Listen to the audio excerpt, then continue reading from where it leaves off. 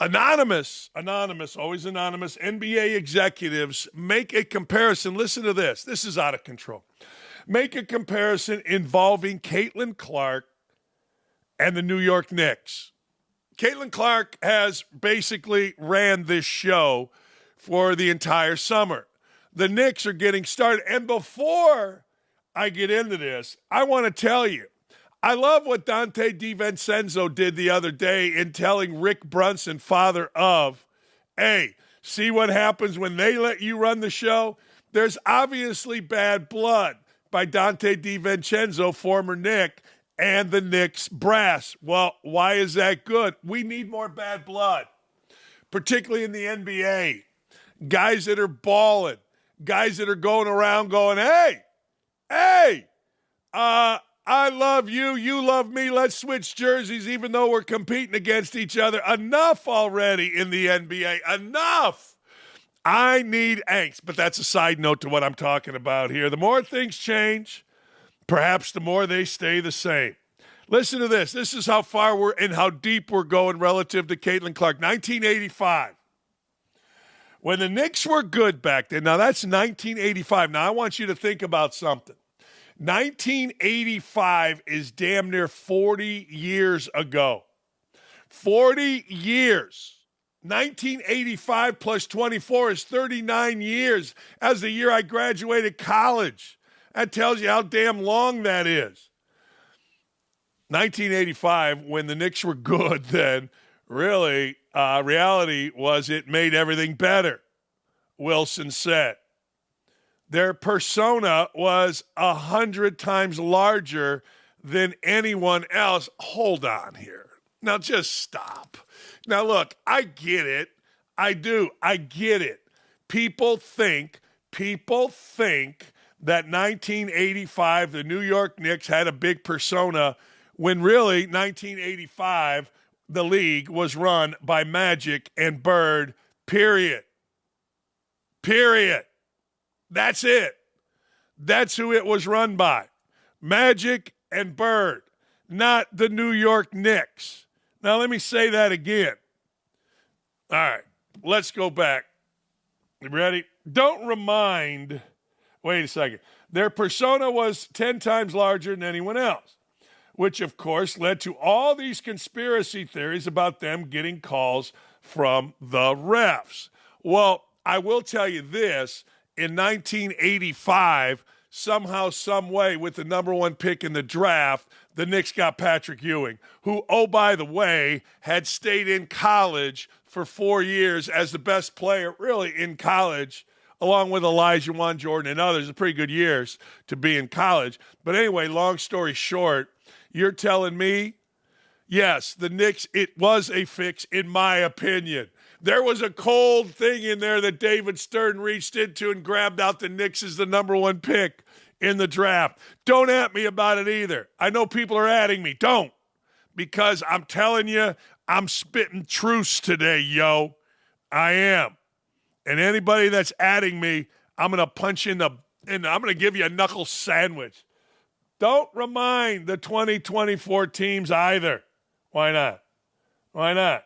They still get all the effing calls. That's what one rival GM said. Really? Well, they needed a few more to beat the Pacers this past year, or maybe they just needed a healthy team. I don't know. They still get all the calls, says a rival executive, but it's all about eyeballs. Listen to this. Is Caitlin Clark good for women's basketball? He says, of course she is. So the Knicks will be good for men's basketball, as much as I hate to say it. All right, let me unpack something here. Here's the deal with the NBA. Yes, I don't mind at all watching a game in Madison Square Garden. Actually, I don't mind. Let's continue the comparisons with Caitlin Clark. I don't mind watching a game in Carver Hawkeye. Now, why do I say that? Well, I say that because, think about it. There are certain places that don't show up well on TV. Watching the Yankees play, even in New Yankee Stadium in the playoffs, or Fenway Park or Wrigley, is glorious. Some of these other ballparks, I'm thinking about Houston, I'm thinking about Arizona. I don't need it. But some of these ballparks show up great. I'll give you an example in basketball, NBA basketball. Ever watch a game at Staples Center? It's awful. It's dark. I'm talking about on TV, not actually there. On TV, it's dark. It's dull. It feels like the seats go back this way, whereas others, the seats go straight up and they're on top of you. Now, old Chicago Stadium, the seats went up. Now, in the NBA, like women's basketball, stars sell. The Knicks, let me ask you, who's a star? Brunson is a star. But who's a real star? When's the last time the Knicks had a likable national star? Let me ask that very clearly. Reggie Miller was more likable and nationally known maybe than Patrick Ewing during their heyday. It didn't start like that. Ewing was the man. Reggie was a middle first round pick out of UCLA. But ultimately, because of the playoffs and because of the way the NBA is set up, stars sell. The WNBA, they're exactly right. Is Caitlin Clark good for women's basketball? Absolutely not. Caitlin Clark is great for women's basketball. Caitlin Clark is the WNBA. I will never say the Knicks being good is bad for NBA basketball. I would say the Knicks being good is good for NBA basketball, but I don't think it's great. I don't think the Knicks energize NBA basketball, the ratings, however you want to compute it, like Caitlin Clark did.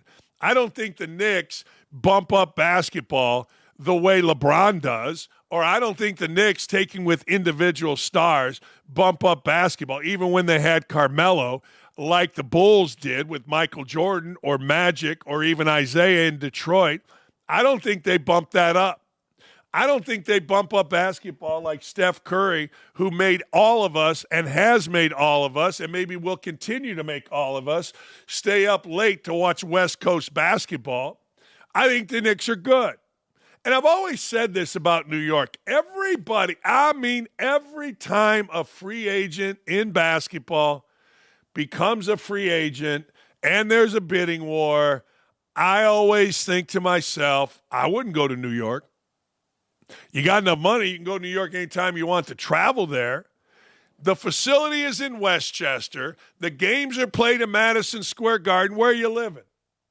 See, Chicago's a big city, but Michael Jordan lived in Highland Park. He gets on the highway, it drops him off right there where the United Center or Chicago Stadium when he first started was. It's right off the highway. You don't have to go into the Loop. You don't have to go down Michigan, Diversity. You don't have to go down any of the main streets in the middle of the city. New York, you do. It's pain.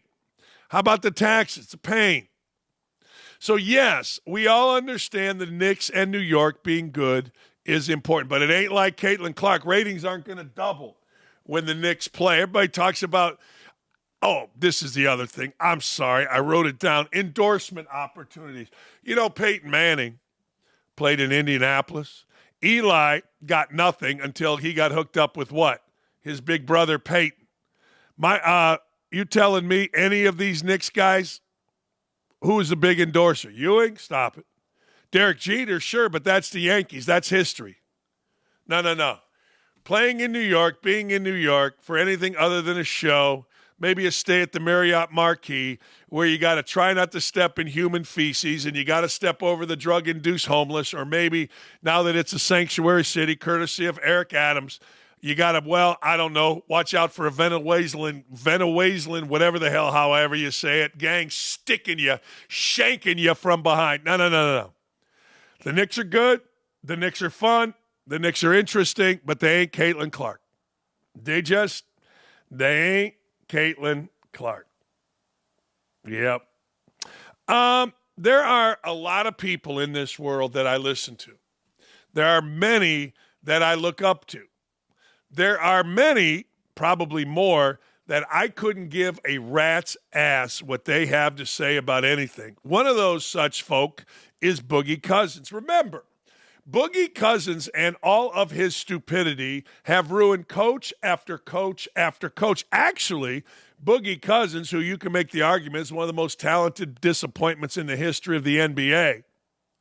Well, he and the other moron, who's not a moron, just tries to act like one, Chris Webber, got our friend Grant Napier fired back in the day when we were listening to every idiot talk about whether Black lives matter, all lives matter, no lives matter, some lives matter, Serbian lives matter, bald head guys' lives matter, broadcasters' lives matter. These two idiots spoke out because Grant Napier said all lives matter. They lost their mind. The Sacramento, whatever the hell they are, Kings decided to fire Napier and hire one of the biggest racists in broadcasting, Mark Jones. Boogie Cousins is a stone idiot. I mean, a stone idiot. Chris Webber's racially confused. Chris Webber's white as me, but he tries so hard not to be. Chris Webber was raised in a middle-class family, went to the richest schools, but he tries so hard to be more like Jalen Rose, who's actually from the city, doing great things in the city of Detroit, and is just real. Webber can't pull it off. But these are two of the biggest idiots. Why am I talking about Boogie Cousins? Great question. Somehow, some way, Boogie Cousins, his opinion is going to matter on this. He doesn't think the Lakers are serious about winning after drafting Bronny James and not making any moves in the offseason. Normally, if a normal human being that isn't a complete dumbass would have said this, I would have agreed with it because they're right. The Lakers don't owe LeBron James anything. The Lakers owe their fans the best product possible. Now, I have no problem with Bronny James coming to the Lakers because, let's be honest, LeBron James has immense equity. He's done so much for this league in the post-Jordan era, the post-Kobe era, that frankly, he does have the equity to bring his son on his team and be the first dad to play with his son in an NBA game. And quite frankly, I'm down with it. I'm cool with a ooh. I am. But now when Boogie Cousins says, there's nothing about me and my 62-year-old bald fat ass that wants to agree with anything Boogie Cousins says. Boogie Cousins could say, Dan, over your right shoulder is an Indiana number 11 jersey. I would say, no, there's not. My first reaction would be, no, there's not. Nope, no, there's not. Here's what Cousins had to say. I take it as a sign that I don't really think the Lakers are serious anymore. You know, I love everything that it stands for. I think what LeBron is doing with his legacy as a businessman and everything that comes with it is a beautiful thing. I think it's really dope. Or is Boogie Cousins smoking dope? I don't know. See what I did there? I always do that with people when they say dope. The kids have been saying it's really dope since maybe I was a kid. And I've always said dope. Are you smoking dope? Even when I was a smart-ass 22-year-old. Anyway, I think it's really dope. But as far as the Lakers actually competing, I don't know. I take it as a sign that they aren't really serious. With the way their season ended last year with the high expectations, I expected more for them in making moves. I agree with all that. And I don't like it. I don't want to agree with Boogie Cousins. But I do agree with that. I also agree, and this is where I'm on both sides of an issue, which is the second time. It's very odd to me to be on both sides of the issue. I get what the Lakers and LeBron and Bronny are doing. I do. I think it's all right. You know, you can get mad at it, and I think people back in the day got mad when Ken Griffey Jr. was in center and Ken Griffey Sr. was in right for the Mariners, and I'm sure people bitched, whined, and moaned, complained. But the truth of the matter is, history says the first father and son to play in a Major League Baseball game together is Ken Griffey Jr. and Ken Griffey Sr. That's very cool to me. Same thing with LeBron and Bronny. They're the first father-son to play in an NBA game. Got to tell you, I think that's pretty cool. Regardless of whether the Lakers are trying to win this year, next, or whenever, that will go down in history, and it cannot be erased. There isn't going to be another first. So, let's go to the other side.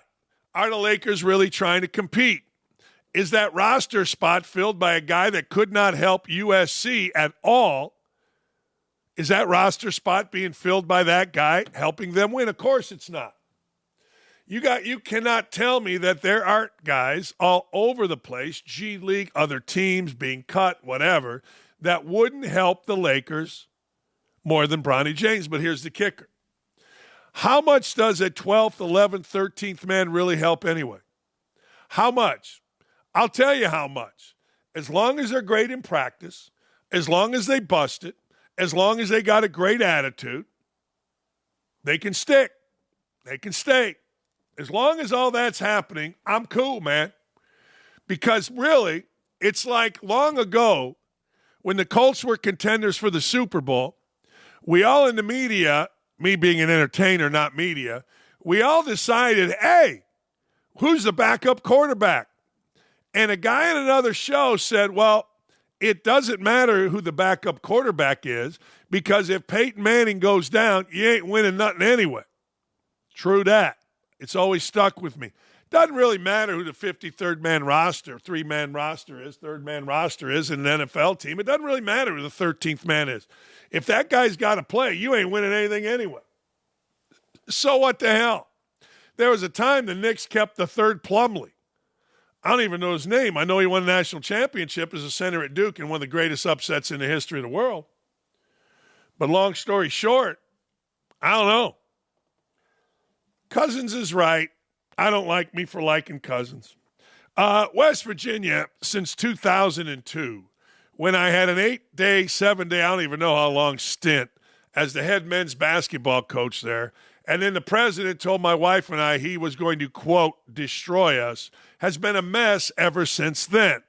Yeah, they had a little success with Beeline, nice.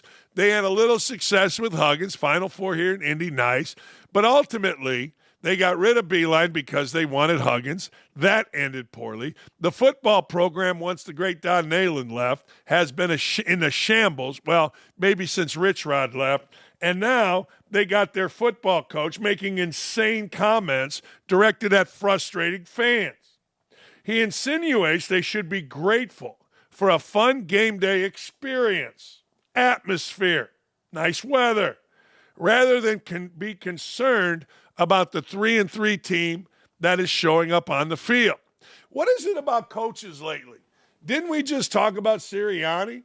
Now we got some guy, what's his name? Neil Brown. Downtown Neil Brown ain't happy. And in Morgantown, when downtown Neil Brown ain't happy, ain't nobody happy. Here's downtown Neil Brown of West Virginia. Do you have any message to the fans? It's going to be during the night game. Obviously, you're going to want the stadium packed. Mm-hmm. Just missed opportunities with the games, kind of the vibe of the fans right now. You would know the vibe more than I would just because I'm not on social media. I get that they want to win, but what I would say is, did they have a good time? You know what I mean? Like, did they enjoy it? It was pretty good atmosphere. You know, I'm assuming they probably had a pretty good time tailgating. So if they're in the deal for enjoyment, then I would come back because I looked at the weather. It's going to be nice again. It's a night game, and we need them to provide a home field advantage. We need them. I get they're frustrated that we didn't win. You know, we've played a tough schedule. You know, everybody that's beat us hasn't lost. All right, but that's no excuse. That's just the truth. And the games in our league are going to come down to the fourth quarter, and I don't think this one on Saturday is going to be any different. So we need them to help us. I do get their frustration, but I don't think it's when you watch our product, I don't think the product is something that they should be, other than the outcome. Like, our kids play hard. That was a really physical football game on Saturday.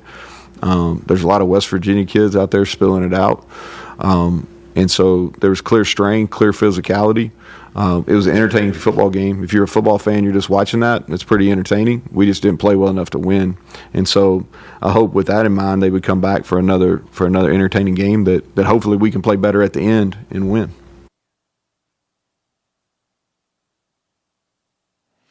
Yeah, let me see if I understand that. I dig in what he's saying. I dig in it from a coaching standpoint. Look, he's really not speaking to the fans. He's really speaking to his bosses. That's what he's doing there. He's speaking to the athletic director, the chancellor, the president, whoever's involved there at West Virginia.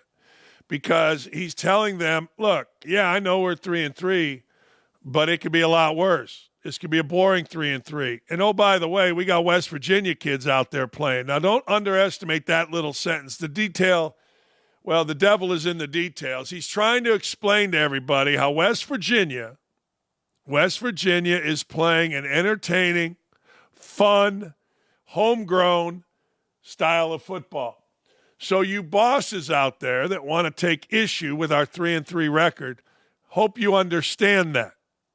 No, he is.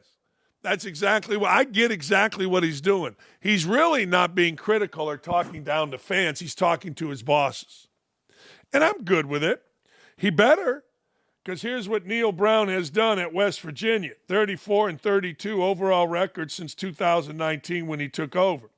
Has finished under 500 in 3 different seasons, and he's 3-3 this year. So, yeah, you're always trying to fight for your job. The best way you can fight for your job is to win football games. There isn't a coach alive that doesn't understand that. I don't care what level you are on. But when you are not winning football games, and I went through this, you start highlighting things outside of the actual winning. Look how many kids we graduate. Blah, blah, blah, blah, blah. I get it. I'm all in on it. Good for him. Smart. But that's what that's about. Oh, baby. Oh, Nelly. As Keith Jackson used to say, Jerry Jones is on a heater. Jerry Jones, owner of the Cowboys, did not like getting questioned about his team's offseason.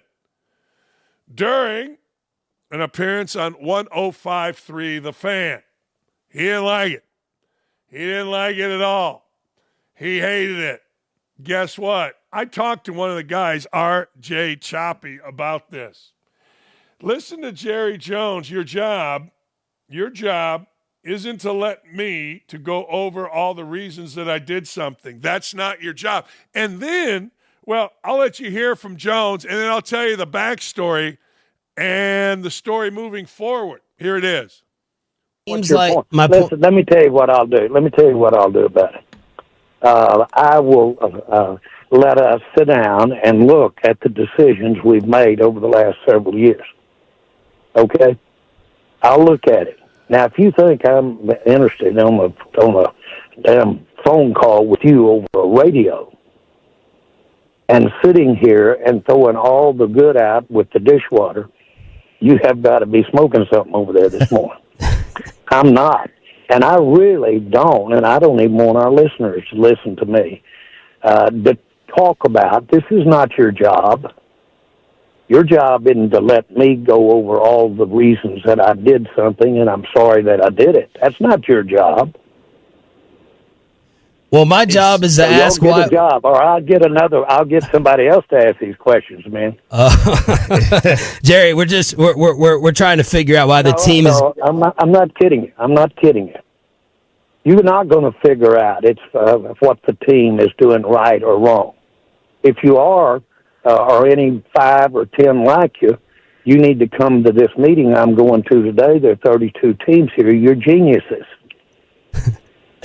Jerry, okay? Y'all really think you're going to sit here with a microphone and tell me all of the things that I've done wrong and without going over the rights? Well, yeah, honest to God, Jerry Jones, I talked to R.J. Choppy, and what happened since then is really fascinating. I asked Choppy, do you work for Jerry Jones? He's like, of course not. We work for the station. Does Jerry Jones own the station? He said, no, but he probably could buy it. You know what I mean? It's like, hey, well, apparently Jones comes on 2 different times on the station of the Cowboys. I think it's 105.3, the ticket, the fan. And Jones afterwards was asked, hey, look, Diana Rossini asked him about getting angry about this. Listen to this. I'm not going to go through it all, but he says, but the facts are that if I'm going to be grilled by the tribunal, I don't need it to be by the guys I'm paying. RJ Choppy responded, well, if you're paying us, you owe us some interest then too, pal. Because I asked Choppy yesterday on my indie show, are you guys paid by Jones? He said, absolutely not. Now, Jones is under a false impression. Jones's impression that it is that he is paying them. And you know how this goes. I always talk about it in terms of athletes, but I probably should talk about it in terms of owners as well. The almighty owner. Mr. Jones, everybody in the building calls him. Mr. Irsay, everybody in the building, including folks that are as old as him or older than him and more experienced than him, they say in Indianapolis, Mr. Irsay, Mr. Jones. All right, man. So don't question Jerry Jones about not bringing Derrick Henry in. Don't question Jerry Jones about anything that he has not done. Jerry Jones mad. Jerry Jones so mad, I'll get somebody else in there. Oh, okay. Really? All right. Well, at the end of the day, Jerry Jones was made to look like a dumbass. You look like a dumbass in the world when you act as if the world must always revolve around you. Now, Jerry Jones isn't going to know that he's perceived as a dumbass because when you watch Jerry Jones walk down the tunnel last Sunday after the humiliating defeat at the hands of Dan Campbell and the Detroit Lions, what did you see? If you're paying attention, you saw more white dudes in suits than the Secret Service following Trump. Of course, there aren't many Secret Service following Trump because, well, let you draw your own conclusions. So Jerry Jones has an inner circle that is probably praising him for telling those young punks off. But Jerry Jones is made to look like an idiot. But again, that all goes away. It all goes away with a win. Here's the problem. They have a bye this week. So you got to sit on this. I asked RJ Choppy, one of the radio hosts, hey, look, what are you going to do? Can you make fun of it when you have Jones on next week? He thought you could, except it's a bye week. He's not coming on. Oh, man, oh, man, oh, man, oh, man. There's nothing Jerry Jones wants more, and I mean this as sincerely as I can possibly make it. There's nothing Jerry Jones wants more than to be considered a real football guy. He ain't yet. Hey, the SEC and the Big Ten, this is no surprise. I told you what's going to happen. There's going to be two conferences on the umbrella of the Big Ten, the SEC, and maybe a third. They're in talks for a scheduling agreement to increase media revenue for both conferences. The conferences are discussing, listen to this, scheduling potential non-conference games in football every year in part to recoup the billions in lost revenue from a recent House settlement that requires schools to pay former players. Let's go! Pay me! Per USA Today report from Matt Hayes on Monday, the SEC and Big Ten conferences are in talks to schedule as many as 12 to 16 regular season non-conference games every year. The games could take the form of similar conference versus similar conference, ACC Big Ten Challenge, that kind of thing that we see in college basketball. The ACC Big Ten Challenge went away because ESPN doesn't have the Big Ten. So it's the ACC SEC Challenge. The scheduling agreement is seen as one way to recoup the billions in lost revenue from a recent House settlement requiring schools to pay former players. A potential agreement could have far-reaching implications outside the two super conferences as well. If the Big Ten and SEC begin scheduling more games between, there are fewer opportunities for schools in other conferences to play against those teams. Well, not only that, let me add to that. Not only that, let me add to that. Those teams include the Bowling Greens of the world that want to play those teams to make money, get $1 million to go play at Michigan, if that makes sense. I think it does. I think to most people that makes sense. You got to make money. You got to make money. In this day and age, let's be honest, nothing else matters. It really doesn't. Think about it. It is officially professional sports. You got to pay former players. That's like having a guy on a contract 3 years after you fired him. You got to pay current players. Got to pay rights fees. It's a mess. There are very few times I'm on both sides of an issue, but Brooke Slusser, who is a teammate of transgender player Blair Fleming at San Jose State's volleyball team applauds the team's scheduled opponent, University of Nevada Arena, for opting against playing their scheduled match in order to stand up for women's sports. Brooke Slusser, pretty smart gal. Brooke, round of applause to the girls of Nevada Wolfpack volleyball deciding to go against what the school was forcing on you as young women and taking a stand for what you believe takes courage. Another great step in the right direction of women's sports. Here's the problem. This is the problem. I see both sides of this. See, Brooke Slusher's right, and the women of Nevada are right for standing up and saying, look, we signed up to play women, biological women. And anyone that is not a biological woman, we should not be forced to play to for a variety of concerns, one of which is safety. However, and I said this morning on Charlie's show, I see both sides of this. I hate to say it, but I do. I see the side of the university who said, look, we're going to play that volleyball match. I see the side because they've got lawyers, they've got legal action, they've got conferences, state laws. They're a member of an association. The school has a bigger umbrella to fulfill. The women simply say, we're not playing. This happened to me twice. Once, my first year at Bowling Green, players didn't show up for practice. Well, some did. They were mad because I was too tough. Too mean. Probably right. Anyway, they wanted a 6 p.m. meeting. I said, let's go. 6 p.m. meeting.